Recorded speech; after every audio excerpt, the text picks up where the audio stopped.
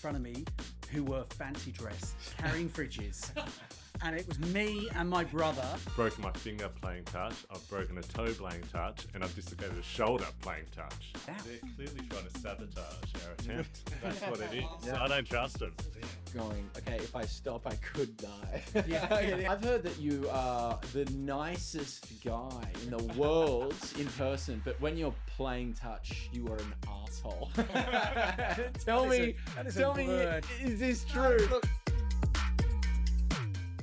I'm Danny Clayton, and I am talking the longest game with some athletes, some men beyond men, people who are so capable physically and mentally to break a world record for the longest game of touch football. I mean, I don't think that we could have found any better Australians to break this record, Dino. What do you think? Well, we've got an Englishman here again. Thank you. Actually, good point. You're out. I'm sorry. It's okay. You could be playing for the other side. Are you married to an Australian dog? I am. Yeah, I am indeed, okay. yeah. He's, Are you naturalised? I am, yes, I am. there we go. All right. Proud I'll take that back. passport holder, thank There you. we go. Okay, so look, obviously we are taking on something very, very seriously. And by we, I mean you, definitely not me. This is a really serious Guinness World Record attempt. What do you know of the other side who have managed to set the current record? Do you know much about these lads? I know nothing. All I know is that they are English from, was it Poole? Is there a place called Poole? Dorset, yeah. Called the Sandbaggers. Yep. Bunch of middle-aged men just like us. Yep. And so if they can do it, we can do it. Yep. There we go. Better. Positivity. Do it better. Let's bust the ball down, because like I want to ask you guys, because it seems like age is a really important thing in regards to the longest game, because it keeps coming up. How worried is everyone that they, about being past their prime here? Like, are you worried? Not worried at all. Yeah. We have wisdom. We have wisdom. On the record, I am worried. Yeah. At 51 years of age, I'm worried. Okay. Yeah, absolutely. You worried about yourself or others? Both. Both. Yeah. Definitely me too. myself. Definitely. I've never done anything like this before. Never gone so deep and long. Yeah. So I'm not quite sure what that means for me. Look, sure. So I'm going to go to places I've never been before. Yeah. Now, Dom, look, obviously, okay, sure, spring chicken. But do you think that there is actually some advantages in there? Do you think that there is some experience that you've learnt through your years Maybe. that might give you an advantage in this scenario? I mean, Phil talked to wisdom, but I'm not sure how wisdom comes through at 3:00 in the morning. So, as they say, nothing good happens after midnight. I'm pretty sure we may find the same thing. Yes. So I'm not sure. Yes. So I think, what's this 15, 16 hours in by this stage? At 3 a.m, longer? I think we'll be, what time are we starting? No, 20. we'll be close to 20 odd hours by that point. Past halfway. Yeah, there's just going to be some moments. I think that overnight shift in particular will be some moments where we're going to have to dig real deep. And as I say, go to places never been before.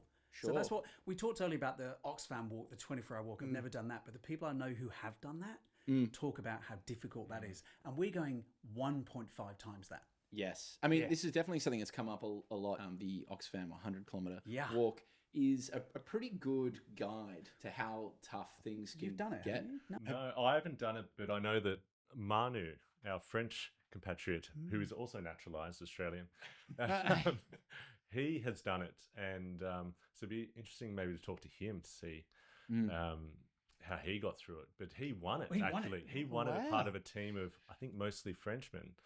And It's all those baguettes. It's all the croissants. The cars. Yeah. But Funny, Manu. to his point about, 6 a.m. in the morning, we've been up for 20 hours running around.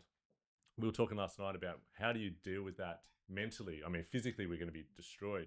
But Dom brought up the possibility that we might have an ice bath, which seems very counterintuitive at, 2, 3 in the morning when it's freezing. But just as a way of resetting the mind. Yep. Speak to that a bit, Dom. Yeah, I went and saw a physio recently, Caleb. Thank you, Caleb. And he said to me, if you want to have that circuit breaker, have an ice bath. Get outside your body. Get to the point where you can numb it and then get back in the game again, because I think that's going to be necessary. Yeah. What do you think, Dino? You're an I ice think bath man. standing in the ice bath is going to, I don't know about you guys, but it's this lower body that Yeah. really tightens up during the game. The calf. So certainly, I've got plenty of little ice baths at home. It's Yeah. just getting some people to bring some ice. I wonder if we need it. I I've mean, got we could compression just- boots coming as well. We even need it. Could we just go for a swim? Well, I was thinking, I mean, surely the water would be like pretty Pretty cold. cold. But look, we are with a professional lifeguard here. We are. I'm We are. sure he's got some thoughts. He can't exactly move the red and yellow flags to suit your game. There's no flags at 3 a.m. No, well, why aren't there? Okay, you're the man to talk to Yes, about this. well, Get some flags out there. I mean, look, would you consider having some of the boys take care of these boys as they jump in the water? Yeah, well, the guy's going to be fairly sober. So they're at a head start of a lot of people swimming at Bondi at that time of the night. Yeah. And it's a miracle, more people don't drown, really. Yeah. So I think they'll be right. Yeah. Yeah. We'll I mean- keep an eye on each other. We'll Yeah. support. Discovered on this journey when the first game of Tamatouch was and who was there. Do we have an Is that- established 2001 was the okay. 25 Tommy was There's a window. yeah. Okay. Some of his No mates. specific I date. was told once it was a bunch of guys who did their MBAs MBA, together, yep, that was started playing touch on And Tommy Tama Bradbury Beach was in invited. 2000. I think Johnny came after that. I'm not sure when Loz actually came. Mm. He got carried I off at think- some stage. I think the only originals are Johnny and Mario, Yeah. from what I understand. Right. I mean, this would be a really great time for a gentle flashback.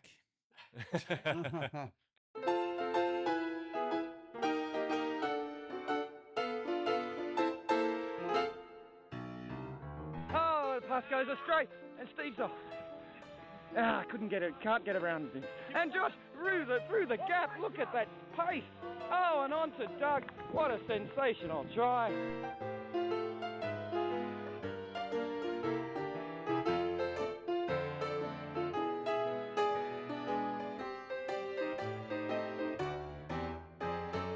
And inside to Harry, one more pass to Jim, and Jim's, oh, we're not sure there. Wow, I need a break. Woo!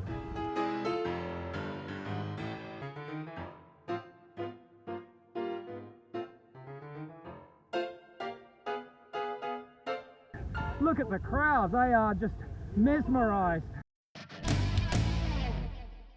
I mean, look, it's a game that's been going for quite some time, Quarter of a century. quarter of a century, but it has now reached this moment in time where it's all culminated to now, to the longest game. So very, very soon, for people who are currently watching this, what are the details? How can people get involved in the longest game, which is a world record attempt at the longest game of touch football? Yeah, well, jump on the website, have a look Yep. at the different players. You can sponsor individual players, or you Yep. can make a donation, which goes directly to Beyond Blue. Yep. There's lots of bits and pieces on there. 3rd and 4th of September, it's a Wednesday. Come down and have a look. Yeah. So that, I mean, like you did bring up a really important part, like the mental side, that 3 a.m. moment. Like this is something I guess we didn't really talk about in a serious way, because I think we've all been having a laugh. Like, how nervous are you about this oncoming thing? Because so far everyone's like, oh yeah, she'll be right. But do you feel nervous about that 3 a.m. moment? Yeah, I do. I've never done anything like this. I trained once for a marathon, and in training, I actually did a marathon. I didn't end up doing the marathon for a whole bunch of reasons, but that was tough. But there was a moment where, probably around about the 20K mark, was like, I don't think I can make the 42K mark. I thought, there's no way I'm going to make 42Ks. And then I guess I got a bit of a second wind, but I was surprised that I actually made it, having thought that that's it, there's no way it's happening. And I've heard people that do these sorts of endurance ultra marathon type events, and they all say that once you think that you can't do it anymore, you probably do it 3 times over. So there's probably going to be a point at 2 a.m. in the morning where we think, we've got no chance of finishing this. But so long as we just stick it out, I think we'll be surprised at, that we can make it. And probably even, we've set ourselves 34 hours, But I don't see why we couldn't even do more than 34 hours. I think physically we can do it. And I think it's just the mental battle. Excellent. Yeah. I mean, now that we've kind of spoken about what you've done in the ultra endurance space, what about you guys? Because I know about you, but what about you two? Have you had any experience with massive endurance I ran a races? marathon once, but Okay. I walked some of it. So the point you raised about reaching that sort of barrier, someone said to me before, to run a marathon, you have to run a marathon. Train, you've got to do the distance. So we used to do laps of Centennial Park, but I only ran to about 30 or 35 Ks. I thought, I'll be fine, because someone said to me once, you only need to train for 35, the rest is adrenaline. I thought, okay, I'll take the easy path, I'll do 35 and the adrenaline. I got to 35 and then my hips said no. And that's when the pain set in, and that's when my body became disconnected from here down. And then I had to walk the rest. And the most embarrassing part, and my wife will tell this story, it was the Canberra Marathon 15 years ago, and I finished in 5 hours and 1 minute, and there were people finishing in front of me who were fancy dress, carrying fridges. And it was me and my brother at the back. And as I finished across the finishing line, they picked up the cones and said that was it. That was it. So I just snuck in. So I have technically run a marathon. That is good. Amazing. Not much apart from marriage and parenthood. Yeah. So yeah, it's not my thing. It's going to be a big step. I'm more worried about injury. I feel like keeping playing at a mid-level, I'll be fit enough. It's really injury, and then how are we going to deal with it if one or two get injured? Yeah, man down. Uh, I think we can deal with that, but if it's 3 or 4, then it starts getting could get tough. Yeah. I mean, look, we have touched on injury in previous chats. I mean, even in this room, we've got some sore shoulders. I've been told. Have we got a foot problem here? Broken thumb. Broken thumb? How do you break a thumb? I broke a thumb 3 weeks ago playing touch football. with these Okay, guys. there we go. In training. I mean, it's part of the process, right? So, It's so we've got a broken thumb, busted we got shoulder. some Are calves. you- don't tell me you've got a That feels fine. torn Feels been ACL. consistent. I ran on hard surface. Oh no, we're all getting I'm old. fine on the beach. I'm On my fine on back. the beach, but I did a run on hard surfaces. Knee got sore. Don't do Yeah. So I'm not doing that anymore. No. Looks a bit And- red, Phil, your knee. Yeah, and I've got a bit of a age. bunion. My mum's from Tahiti, and it seems to be a hereditary thing. Yeah, wow. It's just there. At some point, I'm gonna have to deal with it. Yeah. But none of you have lost any toes or anything. Not yet. No. I mean, thank you. I've only been with Tamatouch for about 2 years, and in that time, I've broken my finger playing touch, I've broken a toe playing touch, and I've dislocated a shoulder playing touch. Next worry is stopping, because of all the Oxfam trail walkers who I've spoken to, they all say do not stop for the 24 hours, because once you stop, you're screwed. I had a thought, Phil. We should get sponsored by Pringles. Isn't there a line? Once you pop, you can't stop. Dad joke. Thank you. I liked it. Was it a joke? Was it golf even a club. dad joke? It was Was an it a- attempt. what It was was an it? attempt. It was. It's true though. I mean, if it is the case that once you stop, you're in deep trouble, then we might be in deep trouble, because Yeah. we're going to be stopping Of course. for an hour, on for an hour, stopping, on for 2 hours, stopping for an hour, if that's how we do it. But We can't with do this- it without stopping, I Yeah, don't think. we have to. It's You not. can't. We have It's to. not. So we're going to be stopping We have to. dozens and dozens of times. Yeah. after I'm looking really forward big to those efforts. stops. Yeah. So, Dino and I have quite different thoughts on this, because he's thinking that maybe you'll be able to sneak in a nap. Yeah. And he's going that, and 100%. I'm thinking that no, you actually have to stay on your feet and dance the entire time, because once you let that machine shut down, then it's going to be very hard to. We're start told by the machine English back up. guys no one slept. Yeah, But I've seen video evidence that they did sleep, because you can see on the reel that they uploaded on their attempt. There's some people under blankets, cozying up and having a nap. I don't reckon we can get through this thing without. they're clearly trying to sabotage our attempt. That's what it is. So I don't trust them. I don't trust them. Fair enough. yeah. No, but Christian Joyce, he's got this idea that we're going to have couches down there, sleeping bags, blankets. Yeah, but that's for me. Compression bags. That's- Got compression boots. That's for people who are watching. I'm gonna be there with a book and be like, go boys. But I don't know. I think that's actually a dangerous game to put the brakes on it. But you know what? I'm not someone who has done as many super endurance events as someone like Dino. I know that you did the Malachi. Molokai, yeah. Yeah. But not the extended ultra marathon-y stuff. Molokai was maybe 8 to 10 hours.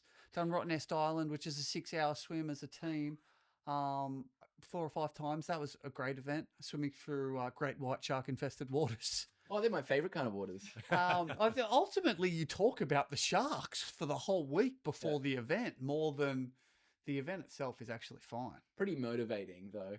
Like going, okay, if I stop, I could die. Yeah. I get eaten by a big fish. But that was start-stop for the swim because it was 4-man team. But yeah, I think if we can down-regulate the nervous system in between and almost get ourselves away, I think we need like a green room. You've been backstage, right? I don't need to talk to people.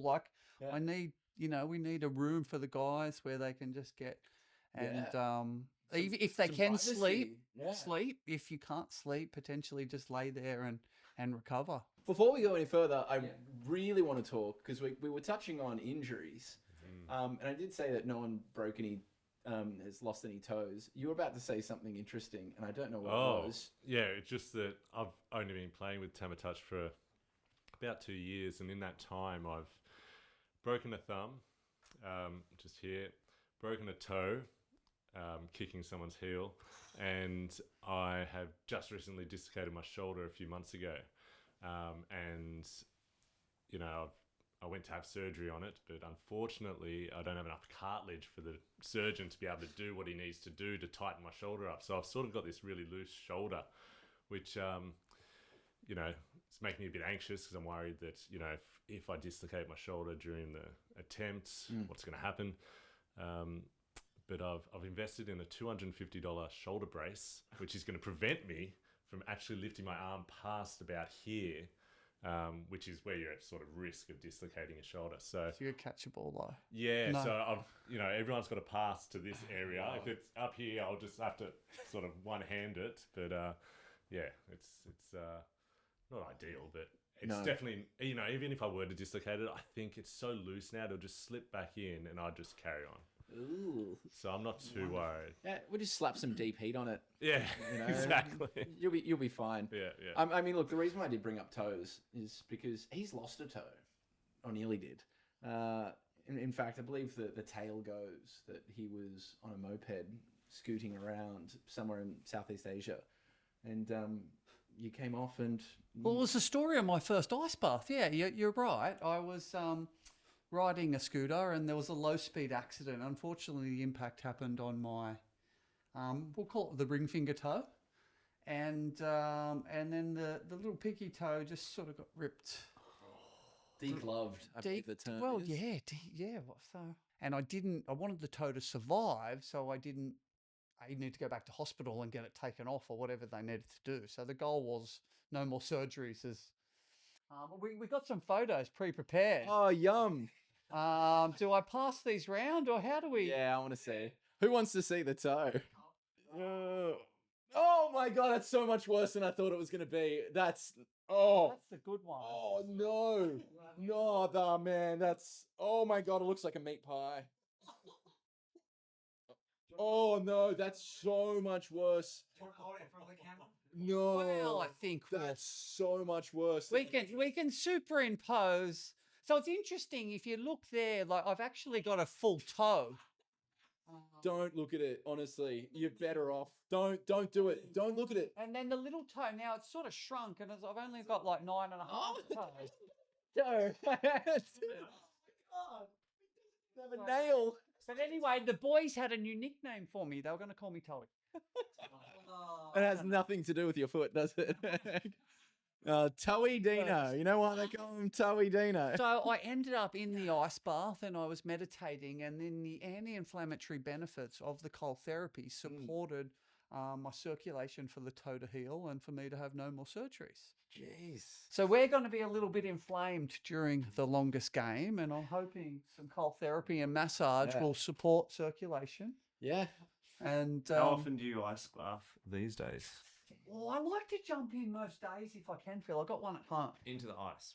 Well, it's cold. It's cold water. It's a tub that sort of moves through. I set it about 6 degrees in summer. It's about 8 degrees now, so it's not as intense as it used to How be. many minutes? I usually just stay in for 30 seconds to a 30 minute. Are you a fan of the cold shower in the morning too?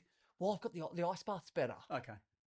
When you're in a body of water, you actually get a sense of relaxation. Okay. Any body of water, if you jump in a body of water, a hot bath, cold bath, No such thing as a bad swim, as I say. Yeah. When you have cold water spurting you in the face, there's no relaxation response coming. It's just a stress response. Okay. So a lot of this is about, a lot of cold therapy sort of science is about stress management or exposure therapy. So I'm still getting over the toe. I'd like to know what your families think of you doing this, because this is not your average regular day record. This is a world record breaking attempt. Well, So- I haven't told them yet. So. No, they're pretty supportive. The kids have started coming down to play, actually. They're 11 and 13, which is good fun. My partner is very supportive. Also have an 11-month-old who's Wow. he's helping me to train. Actually, he keeps in the middle of the night waking up and waking me up and waking me up, and every hour. So I'm in training in that way. So that's good. You haven't slept in months. No, I feel psychologically prepared. In fact, the longest game might actually be the best sleep I have in the last 6-12 months. So. What always blows my mind is like the billions of years of evolution. We've got these bodies, and they're designed to make children when we're teenagers, essentially. And it's because that's the point in our lives where we don't need sleep. We can just keep on going and going. And we use those years of our lives to party all night. And then when we can't party all night, we're like, oh, I guess we better have kids. Let's settle down. I can't stay awake all night, so I'll just have a baby. I mean, look, it's good to see that your families are getting behind this because, I mean, without the support of your family, it seems like an impossible task. But who else is getting behind you? Do you have your friends that have surprised you? Are there any organizations that have been integral to making sure the longest game keeps on?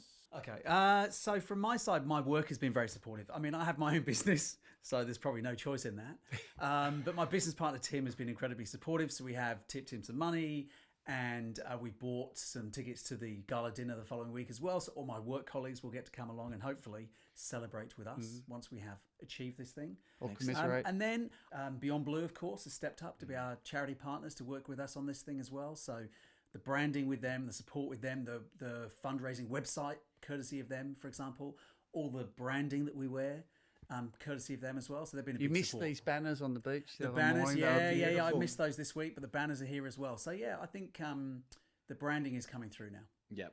And an important thing about these banners is they've all got the QR code. So if anyone is just wandering down and they see a bunch of middle-aged men playing touch football and go, what the hell is going on? They can scan the QR code and get involved. I mean, because yes, look, Beyond Blue is an incredible organization to get behind. Now, we have spoken with the other lads about it. In particular, that this is pretty unique. It's quite special that you have a group of lads that maybe didn't come into the game of touch thinking that this would be what it is, which is essentially a men's mental health club. How important has it been for you guys personally to have a group of guys that you catch up with on the regular to be able to kind of talk about the big things in life with? I mean, I think about there's certain sort of buckets, right? You've got your family and you've got your work, and then there's this other thing, what falls into that. And for me, lots of that is sport. And having sport and mateship all rolled into one with a bunch of guys who come together on a Tuesday, Thursday, Sunday, part of that routine to turn up, play the game, give each other stick, compete, win, lose, whatever, and then have that swim afterwards, and then go and do something else. It's like a great chapter in my week. Yeah, definitely. What about you? Yeah, I think Tama Touch started out as a kind of physical thing, just like, this is so good. I'll go and have a run round and then have a swim and I feel good. And then over the years, because I'm probably 10 years now into it, it's become more of a mental health thing for me. And that's the physical routine. I know that it helps me and I want to do it again and again. Then it's also just having a network of, it's quite a strange, unusual, motley collection of people when you think about it, have come in at different times as well. Some just walked off the street, literally. Others, a friend of a friend. I came in because when my daughter was 3 at preschool, Smithy, who's coming back from the US, he's our international celebrity, coming back for the game. You know, I was just chatting to him about touch footy because I played in another game. He said, come down. And then I came down and then I started playing. And then I think COVID was also a big moment for Tama Touch as well, because that's when we switched from the weekly Sunday game, which has a certain rhythm, to the midweek games. And we tried the lunchtime ones. Everyone's at home sitting, what can we do? And then it became the mornings, and the mornings are stuck. And I think that's for a reason. It's because this starting the day with the run, being on the beach at dawn. How good is that? The sunrises, and people, there's always photos of this sunrise, that moment, and then having the swim after, and you're just kind of fresh. It's this water therapy. I just feel like whatever happens on that day is going to be fine if I've had the Tama Touch in the morning. And it actually amazes me that you managed to keep a game of touch football going during COVID. I mean, especially with social distancing laws, was it like if you got within a meter of someone, was that considered a touch? Like, Well, I wasn't there That's a during good COVID. question. There were times in COVID when we didn't play for that reason. There was because They wore masks and gloves, obviously. imagine touching and hand sanitizer. Yeah. Like, Because there's the WhatsApp group, right? And the WhatsApp group is always buzzing with someone, like, game this Tuesday, game this Thursday. And during COVID, there was always this flirting with a game. Because everyone's at home and everyone's stuck in their bedrooms and everyone's just beavering away trying to bloody survive. And then every Tuesday, every Thursday, like, should we? Should we? Well, at one stage, we had a 5-kilometre radius at Bondi. Now, That's I right, there's a wasn't bubble. playing touch at this time, but I was surfing at Bondi. And usually it's terrible surfing at Bondi. There's so many people there, and I'm just out in the ocean. I mean, everyone had a moment where they had to really assess what was making them happy in their lives. And when you have everything taken away from you, then you go, oh, well, I can't play touch this weekend. And you go, oh, wow, this is really having a serious impact on me. Also, lads who all seem to have an array of interesting nicknames, which I need to catch up on, because I've heard of bin chicken. I've heard of General? This guy's the general. I mean, Okay, who came up with that?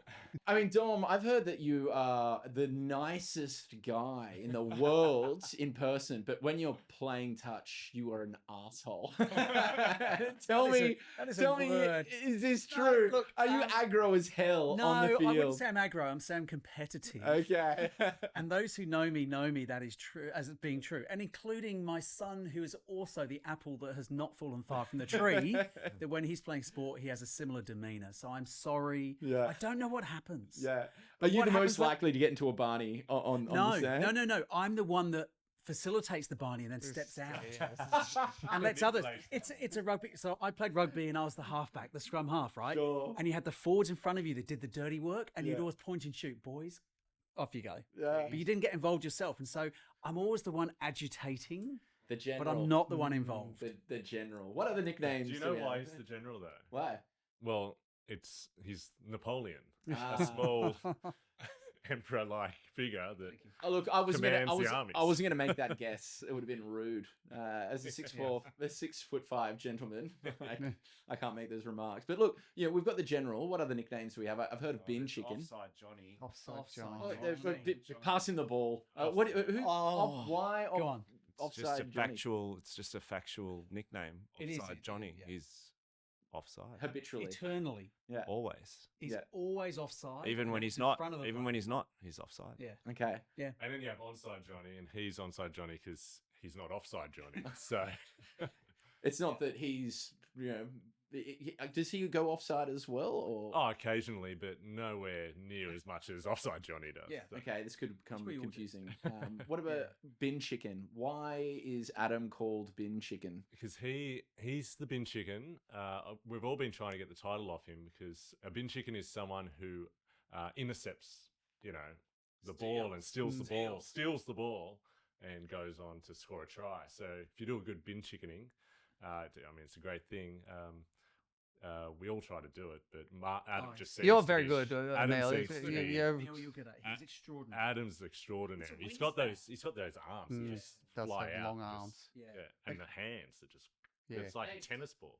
And the legs. And the legs. I don't think it's such a great thing, bin chickening. Oh, Well, it's our logo. We've adopted What do you mean? the ibis.